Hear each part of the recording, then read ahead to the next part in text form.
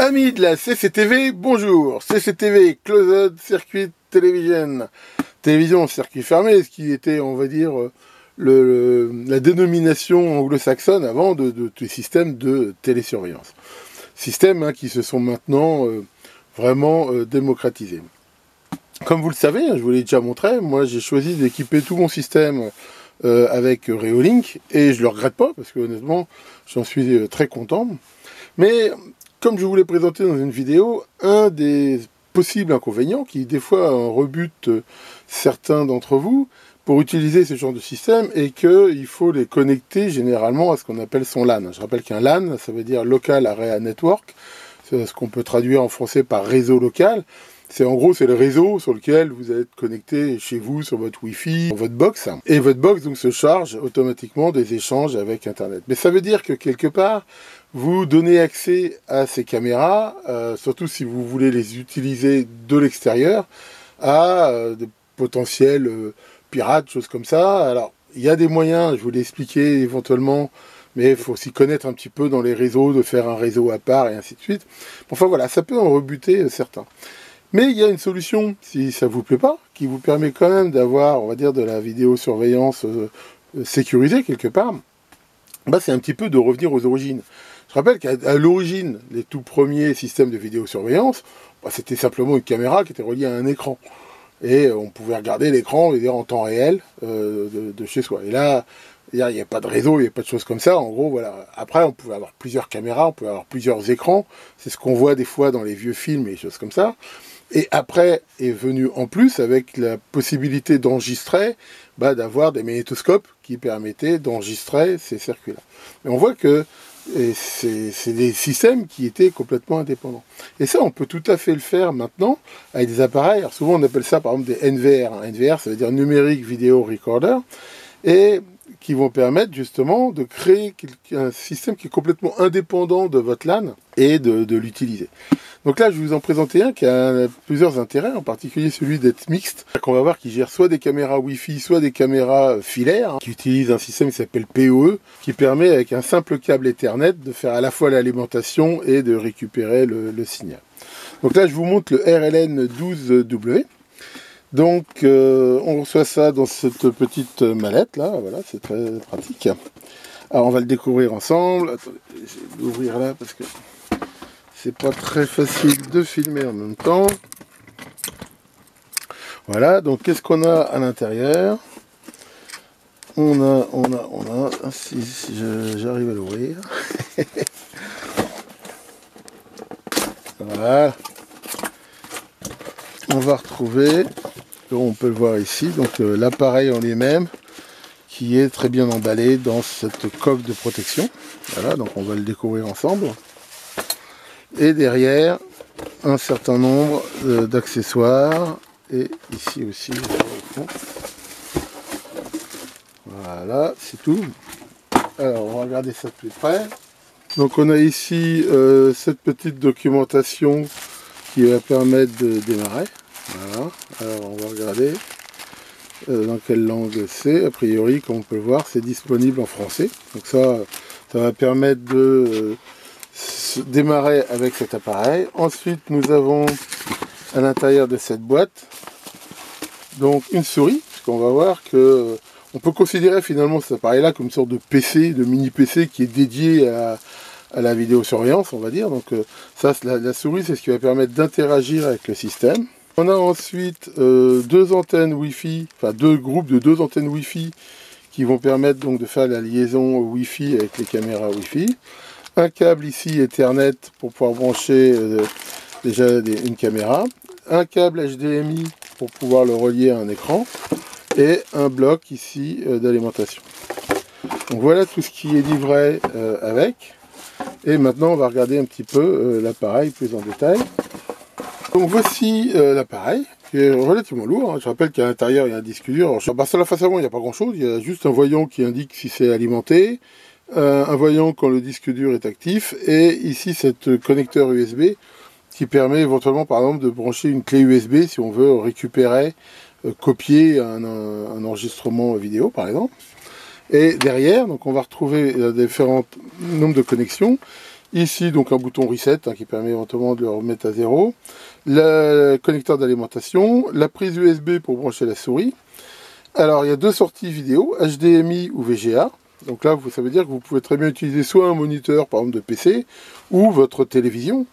Sachant que sur les télés, souvent, il y a plusieurs entrées HDMI, donc vous pouvez très bien mettre ça, et comme ça, avec votre télé, commuter pour regarder soit en temps réel la vidéosurveillance, soit ce qui a été enregistré. Ici, il y a une sortie audio, dans la mesure où certaines caméras peuvent enregistrer aussi le son. Il n'y a pas de haut-parleur à l'intérieur. Donc si vous voulez le faire, je pense que par l'HDMI, normalement, il y a aussi l'audio, donc ça doit sortir. Mais si vous utilisez VGA, par exemple, là, vous pouvez brancher un ampli ou ce que vous voulez. Ensuite, on retrouve là 4 entrées, 1, 2, 3, 4, donc Ethernet. Ensuite, là, on retrouve les 4 connecteurs SMA pour le Wi-Fi, donc il y a 5G et 2,4G. Et finalement, ici, donc une prise LAN qui permet optionnellement de connecter l'appareil sur votre LAN, justement, où là, par contre, vous perdez un petit peu ce côté isolation, mais qui permet quand même de éventuellement consulter à partir après de votre PC, voire de l'extérieur, avec les applis et tout, comme je vous avais montré. Mais encore une fois, c'est quelque chose qui est optionnel. Vous pouvez très bien, donc si vous ne connectez rien ici, ce truc-là va faire son propre réseau Wi-Fi, son propre réseau ici interne, et c'est complètement en circuit fermé, c'est-à-dire qu'il n'y a aucune possibilité pour que quelqu'un se connecte dessus, en sachant que tous les échanges sont cryptés. Donc voilà, on va déjà faire un premier essai. Alors bien sûr, pour l'essayer, c'est quand même mieux d'avoir une caméra. Et justement, ça tombe bien, voici une des dernières nouveautés de Reolink, à savoir cette caméra qui s'appelle Duo 3. C'est une caméra 16 mégapixels qui, comme je vous avais déjà montré une comme ça, fait un angle de vision de 180 degrés. Et ça, honnêtement, c'est vraiment super. Je dirais, c'est pour ça que j'en ai repris une autre. Pourquoi? Parce que contrairement à des caméras qui peuvent éventuellement pivoter, c'est pas terrible les caméras qui pivotent. Parce que je veux dire, on n'est pas tout le temps en train de les manipuler. Alors c'est vrai que, comme je vous l'ai montré aussi, il y en a qui peuvent éventuellement suivre. Je veux dire, c'est un déplacement. Enfin, c'est pas très pratique là. Comme avec ce genre de caméra, on a vraiment un angle de vue de 180 degrés. Et ça fait une image assez large. Et on a donc, je veux dire, avec un seul écran, un seul enregistrement, un très grand angle de vue avec des qualités. Donc celle que j'avais, moi, c'était une Wi-Fi, mais celle-là donc est PoE et va pouvoir donc être utilisée avec ce NVR. Donc là, voilà, on peut voir que c'est vendu toujours comme ça avec ce seau qui prouve que ça n'a pas été ouvert. Et là, on va retrouver, je veux dire, c'est toujours un petit peu pareil avec Reolink. On a un certain nombre donc d'accessoires qui sont livrés avec. Ici, tac. Donc là, toujours pareil, on retrouve cette petite documentation avec un certain nombre d'autocollants, la doc qui est aussi donc en français, donc là qui va permettre de démarrer assez facilement. Ensuite, à l'intérieur, donc on va retrouver ce système là de connexion. Donc ça c'est un système étanche qui va permettre de faire la connexion RJ45. Ce câble, alors bien sûr il n'est pas très long. Ça c'est le câble qui va permettre éventuellement de la paramétrer. Mais après, il est évident que généralement on va mettre un câble beaucoup plus long. Ici la visserie des clés. Ensuite, nous avons la caméra elle-même avec un support. Je vais essayer de sortir ça, c'est pas très évident. Bon, je vais la sortir parce que c'est pas facile de la sortir et on va y revenir. Donc voilà, on a cette caméra. Donc on peut voir ici les deux objectifs. Alors c'est protégé là par ce plastique qu'il faut évidemment enlever. Voilà, avec les différents éclairages. Ensuite, donc ça va se fixer sur cette potence qui, avec la clé Allen ici, on peut ajuster pour la positionner comme on veut, sachant qu'on peut soit monter ça verticalement, soit comme ça horizontalement. Et encore une fois, comme j'ai déjà dit, c'est toujours quand même une bonne idée d'essayer quand même de les abriter un peu. Alors c'est fait pour aller dehors, Mais comme je vous l'ai déjà montré, moi je mets toujours dessus ce que j'appelle une casquette. Déjà, le simple fait de la protéger des rayons du soleil et de la pluie directement, ça ne peut qu'améliorer leur durée de vie. On a ici cette petite trappe qui va permettre de mettre dedans éventuellement une carte micro SD. Alors c'est pas du tout obligatoire, mais on peut le faire. Et éventuellement de la remettre à zéro si voilà, on a perdu les mots de passe et autres. Il suffit, on peut la réinitialiser. Et voilà, d'ailleurs, on voit aussi un truc intéressant, c'est qu'on peut soit la tenir par-dessus, soit par en dessous, selon ses besoins. Donc on voit que voilà, c'est un boîtier métallique. Et comme d'habitude avec Reolink, ça fait vraiment costaud, ça donne vraiment une impression de bonne qualité. Même le support là, il est plastique, mais on voit que voilà, c'est pas du top, quoi. Et donc là, on va avoir au bout de ce câble, deux choses. Donc le connecteur RJ45, donc qui va permettre de l'alimenter éventuellement PoE. Mais si on ne veut pas utiliser d'alimentation PoE, on n'est pas obligé. Et dans ce cas-là, on peut quand même utiliser une alimentation 12 volts, comme ça. Donc en fait, c'est un petit peu au choix. Si on n'a pas de système PoE, à ce moment-là, il faut bien sûr l'alimenter. Donc voilà ce qu'on trouve. Alors sachant que cette caméra, on n'est pas du tout obligé de l'utiliser avec le NVR que je vous montre. Vous pouvez très bien prendre cette caméra et comme je vous l'avais déjà montré, vous la connectez sur votre LAN. Et à ce moment-là, avec le soft PC par exemple, vous pouvez l'utiliser. C'est pas du tout obligatoire d'utiliser le NVR, mais c'est ce qu'on va faire ici maintenant pour le découvrir. Alors, je viens de brancher la caméra sur le système et on va juste le brancher. Donc je vais vous montrer rapidement comment ça se passe quand on part de zéro. On va voir que c'est assez facile à faire. Donc là je branche l'alimentation. Je rappelle, il n'y a pas d'interrupteur marche arrêt sur ce truc, il suffit de le brancher.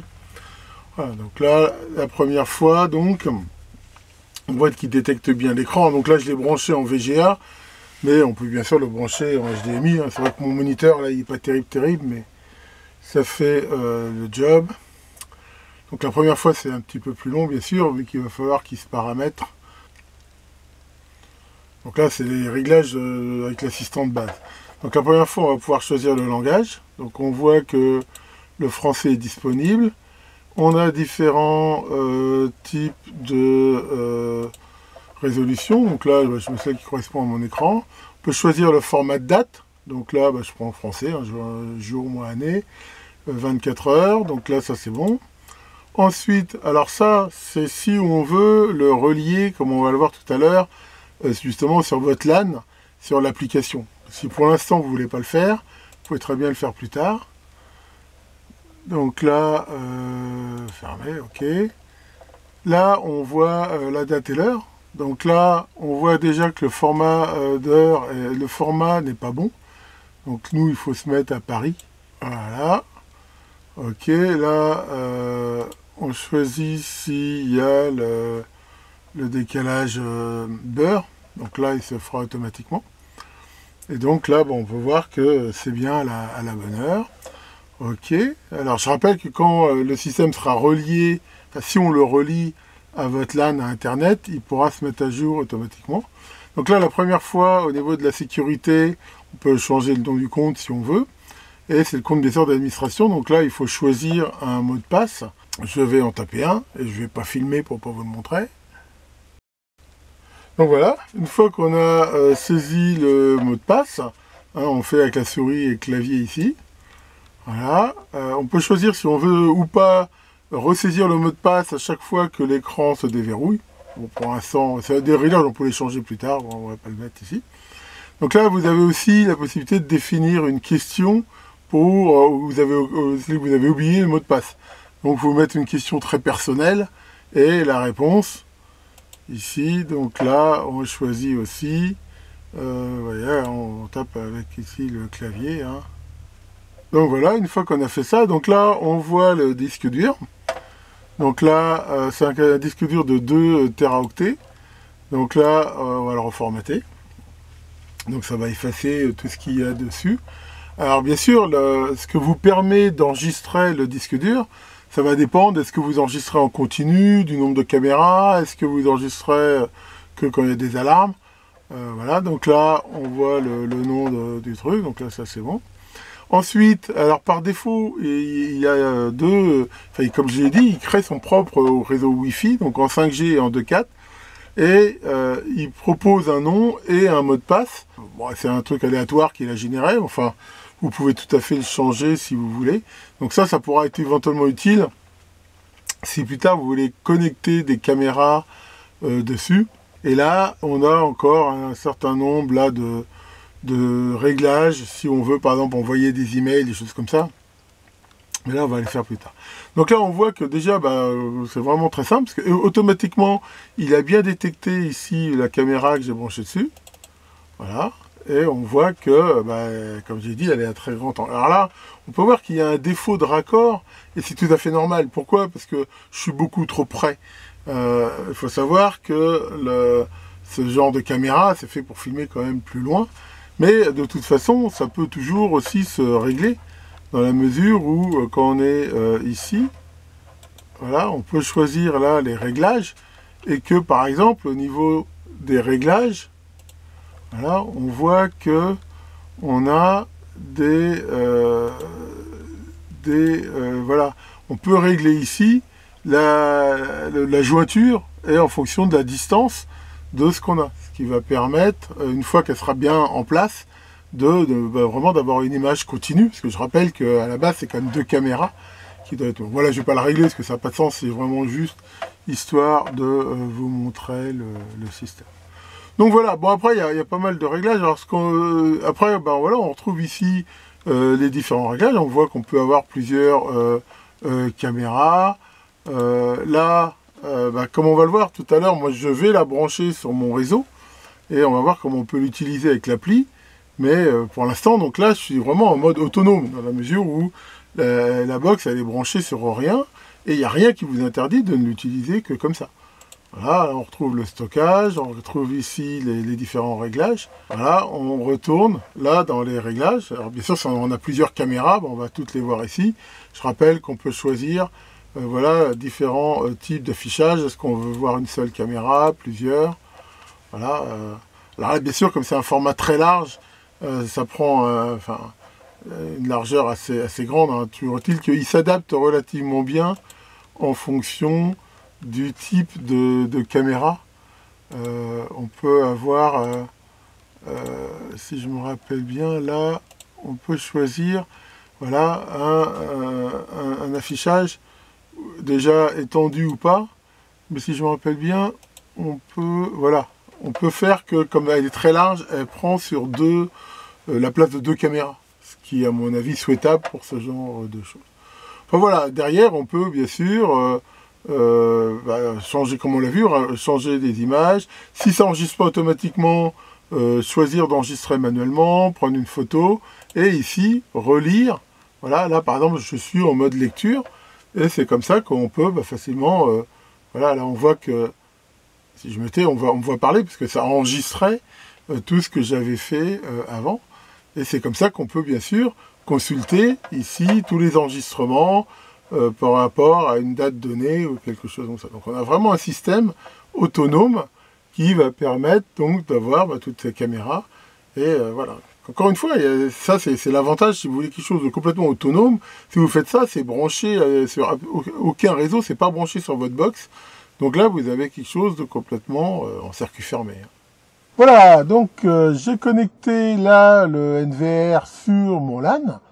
Là, avec l'application Reolink que j'utilise déjà sur mon PC, sur lequel on peut voir, voilà, j'ai déjà toutes mes caméras actuelles, le NVR apparaît, il apparaît comme lui-même une caméra dans lequel je vois toutes ces sous-caméras si j'en avais d'autres. Pour l'instant, j'en ai qu'une seule de branchée. Donc en fait, on peut très bien le consulter à partir de là, comme un autre, et tous les réglages auxquels j'avais accès, on les retrouve ici, voilà. Donc là, je retrouve ce que j'avais tout à l'heure sur l'écran, où je peux choisir les différentes choses, les anti-scintillements, le passage jour-nuit, le fameux masque de confidentialité. Hein, je vous rappelle, c'est très important si vous avez des caméras qui filment une partie de l'espace public ou de quelque chose qui n'est pas chez vous, vous pouvez le masquer comme ça. donc très très facilement. Enfin voilà, on retrouve vraiment tous les réglages. Alors je rappelle que quand vous êtes connecté comme ça, donc au niveau de la date et l'heure, comme j'ai dit, vous pouvez configurer un serveur de temps au réseau, ce qui vous permet voilà, de synchroniser le temps, il le fait automatiquement. Donc ça permet d'être toujours à l'heure. Au niveau du système, ce qui est intéressant, c'est que il y a aussi éventuellement la maintenance, l'auto-maintenance, voilà, du firmware. Donc là, si vous le faites automatiquement, il ira de temps en temps se connecter pour vérifier les mises à jour. Sinon, vous pouvez très bien le faire manuellement. Voilà, là, il me dit que je suis bien à jour. J'ai la dernière version disponible. Et on peut aussi, comme on voit, mettre à jour à partir de là le firmware des caméras. Par exemple, là, mise à jour du firmware. Et là, par contre, je peux le faire, voilà. Enfin, il le fait soit automatiquement, mais sinon, si vous voulez pas le faire automatiquement, vous pouvez télécharger le firmware et le mettre à jour ici manuellement. Voilà, là, on va retrouver donc différentes informations sur le système. C'est vraiment bien foutu, je trouve. Hein. C'est vraiment bien intégré à l'intérieur, ce qui fait que, à la limite, vous pouvez même avoir plusieurs NVR, pourquoi pas, vous faire un super réseau comme ça. Enfin bon, moi, je vais pas aller si loin que ça, mais voilà. Et je rappelle aussi, donc au niveau donc de l'enregistrement, donc là, on voit le fameux disque dur, hein, on voit donc 2 Tera, là pour l'instant, il utilise que 42 gigas. Mais rien ne vous empêche aussi de mettre des cartes SD dans les caméras. Tout est possible. En fait, au niveau de l'enregistrement, on peut choisir, voilà, que ça enregistre déjà ou pas sur la carte SD de la caméra. Ensuite, si ça enregistre sur le disque dur ici, éventuellement, ça peut, quand ça détecte quelque chose, vous envoyez un email avec le film ou la photo, l'envoyer sur un FTP, voir ici déclencher bip ou alerte, voilà, à ce moment-là, c'est-à-dire que quand il détectera quelque chose, bah, il fera un truc, je sais pas, on peut essayer peut-être. Alors, vous pouvez choisir aussi, voilà, l'horaire, quand est-ce que ça le fait, et ainsi de suite. Enfin, voilà, c'est vraiment très riche au niveau des possibilités ici. Donc, ben voilà ce qu'on peut dire. Donc là, encore une fois, pour le coup, vous perdez un petit peu ce côté isolation. Mais si vous choisissez donc de le connecter à l'appli, par contre, là, vous avez tout l'avantage justement de se connecter avec ça. Par exemple, moi, j'utilise sur mon téléphone. Si vous êtes en déplacement ou n'importe où, là, vous pouvez voir vos caméras, donc y compris ici. Donc voilà qui va bien compléter mon équipement. Et vraiment, cette caméra, j'en ai déjà une, hein, comme je l'ai dit, comme ça à 180 degrés, mais c'était le modèle d'avant. Celle-là est encore plus une meilleure résolution et des possibilités en plus. Et vraiment, je vous le conseille, hein, c'est vraiment d'avoir cette vue d'un coup, c'est quand même vachement mieux que d'avoir deux caméras, surtout quand justement on veut regarder des enregistrements, des choses comme ça. Et c'est vrai que si on compare, elle est un peu plus chère, mais d'un autre côté, si on compare avec le prix de 2 caméras, bah, c'est pas si cher que ça. Et vraiment pour une facilité d'utilisation, voilà, au niveau de la vue, il y a vraiment pas mieux. Bon là, je peux pas, je veux dire, bon, je montre pas ce que ça donne à l'extérieur. Enfin, déjà, je peux vous dire que celle d'avant, qui pourtant était moins bonne, il y a une très bonne vision de nuit et vraiment, j'en suis hyper content. Il y a pas à dire, hein, Reolink jusqu'à présent. Maintenant, je suis rendu à 8 caméras, 9 avec celle-là, et voilà, je peux vraiment voir tout ça, hein, sachant que il y a bien sûr un but de surveillance, mais pas que. Hein. Là, par exemple, celle que j'ai achetée, c'est surtout pour surveiller des chevaux. C'est pas vraiment contre des malfaisants potentiels, mais voilà, nous on surveille les chiens, les chats et tout avec ça. Comme d'habitude, je mettrai en commentaire de la vidéo les liens qui vont bien, si ça vous intéresse. Tiens, Pincette, ça va, Pincette? Ça fait longtemps qu'on t'avait pas vu. Ouais, et alors? Et je me suis aperçu qu'en ce moment, Maurice est un peu dévergondé, il court après tout ce qu'il voit, là. Ça te dérange pas que Maurice, comme ça, court après toutes les femmes? Non, tu t'en fous. Même les chiens courent après des voitures qui peuvent pas conduire. Et là, c'est bien. Bon, le grand NVR surveille vos arrières, et à très bientôt pour de nouvelles vidéos.